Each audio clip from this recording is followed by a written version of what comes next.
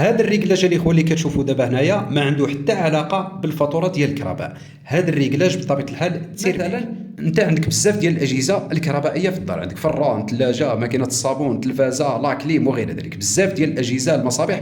هذوك الاجهزه مثلا انت غادي تمشي برا العداد الكهربائي او لا ديك لافاز اللي داخله في لونطري ديال ديجونكتور اللي هي دي برينسيبال اللي هي هذه كما كتشوفوا، وغادي تجيب بطبيعه الحال الجهاز ديال لامبيرمتر ملتيمتر اللي فيها البانس امبير، غادي تدور الكومبيتاتور بطبيعه الحال على الجهاز ديال لامبيرمتر وخدم دوك الاجهزه. بطبيعه الحال راك مخدم دوك الاجهزه، غادي تعبر مثلا نعطيكم اكزومبل، مثلا غادي تعبر 20 امبير، يعني دوك الاجهزه الكورو توتال اللي كي ابسوربيو دوك الاجهزه كل شيء بطبيعه الحال، يعني الاي تي توتال يعني 20 امبير بطبيعه الحال.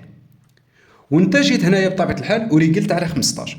هاد البيلام ديال التيرميك كتقول لك اودي انا راهي الا داز معايا واحد التيار صباح كيساوي هاد التيار ديالي 15، راه البيلام ديال التيرميك غادي تسخن وغادي تمدد وغادي طيح الديجونكتور، يعني في البلاصه بطبيعه الحال غادي تكوبي الديجونكتور. يعني البيلام ديال التيرميك كتسخن تدريجيا بالحراره بطبيعه الحال التيرميك، يعني شي حاجه جايه من الحراره غادي يدوز معاها واحد التيار كبير على هذا التيار، يعني اكبر من 15 امبير. يعني البيلام بطبيعه الحال غادي تسخن وغادي تمدد بطبيعه الحال وغادي تطيح ديجونكتور.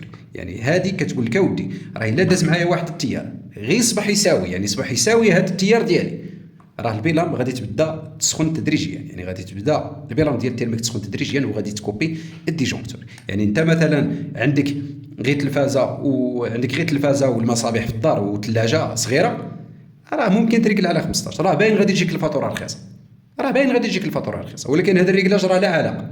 يعني انت مثلا مخدم غير تلفازه وثلاجه والمصابيح وريقلت على 15، حيت دوك الاجهزه كيسحبوا واحد التيار اقل من 15، يعني هنا الديجونكتور ما غاديش تكوبي بطبيعه الحال، حيت البيلام ديال التيرميك كيدوز معاه واحد التيار صغير على هذا التيار اللي ريقلنا بطبيعه الحال، مثلا 10 9 8 6 وغير ذلك. ولكن انت غادي تخدم الفران، الثلاجه، السخان، لاكليم، التلفازه، المصابيح في الدار، عندك دار كبيره بطبيعه الحال وعندك بزاف ديال الاجهزه الكهربائيه، وانت دوك الاجهزه كيسحبوا واحد التيار مثلا 23 امبير المجموع بطبيعه الحال، وانت غادي تجي تريقل غير على 15، هنايا بطبيعه الحال راه البيلام ديال التيربيك غيدوز مع واحد التيار اكثر من التيار اللي ريقلنا اكثر من 15، وهنا بطبيعه الحال البيلام غادي تستجب بطبيعه الحال، البيلام غادي تدخل غادي تسخن وغادي تمدد بطبيعه الحال وغادي تطيح لي كونتاكت ديال هاد الديجونكتور. هاد الديجونكتور بطبيعه الحال يعني هاد الريكلاج ديال التيرميك بطبيعه الحال ديال البيلام ديال التيرميك ما عنده حتى علاقه بالفاتوره ديال الكهرباء. الفاتوره ديال الكهرباء عندها علاقه بدوك الاجهزه اللي راك مخدم انت في الدار ديالك،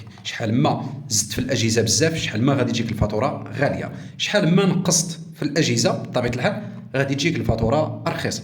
يعني هذا الريكلاج بطبيعه الحال راه ديال البيلام ديال التيرميك. الا عندك الاجهزه قليله مثلا عندك غير المصابيح غادي تريقل غير على 10، الا عندك المصابيح والتلفازه وغير ذلك غادي تجي تريقل على 15، ماشي غير هكا عشوائي بطبيعه الحال غير تجي، لا بطبيعه الحال راك كتجيب البنس امبير بطبيعه الحال وكتعبر لو كورو توتال اللي كيابسوربيو دوك الاجهزه بطبيعه الحال اللي عندك في الدار، يعني الاي تي الكورو توتال، وكتعرف داك لو كورو مثلا انا لقيت مثلا لقيت 13 امبير غادي نجي هنا ونريقل غير على 15، مثلا لقيت مثلا 24 امبير غادي نجي هنا ونريقل على 30 امبير وغير ذلك. يعني هذا الريكلاج راه ما عندوش علاقه نهائيا بالفاتوره ديال الكهرباء. الفاتوره ديال الكهرباء عندها علاقه بطبيعه الحال بالاجهزه اللي راك تخدم. راه ما يمكنش انت تجيب بزاف ديال الاجهزه اللي كيسحبوا واحد التيار كبير وانت تجي تريقل غير على 15، يعني دوك الاجهزه مثلا كيسحبوا واحد التيار اكثر من 15 مثلا 20 21 24 25، يعني الكورو توتال وانت تجي تريقل غير على 15. هنايا راه البيلام ديال التيرميك الا داز معاها واحد التيار صباح يساوي هذا التيار اللي ريقلناه، البيلام غادي تسخن وغادي تمدد بطبيعه الحال، البيلام غادي تسخن وغادي تمدد وغادي طيح الاخوان. كنتمنى تكونوا استفدتوا من هذا الفيديو. كان معكم مغلي الكتريكال وشكرا لكم.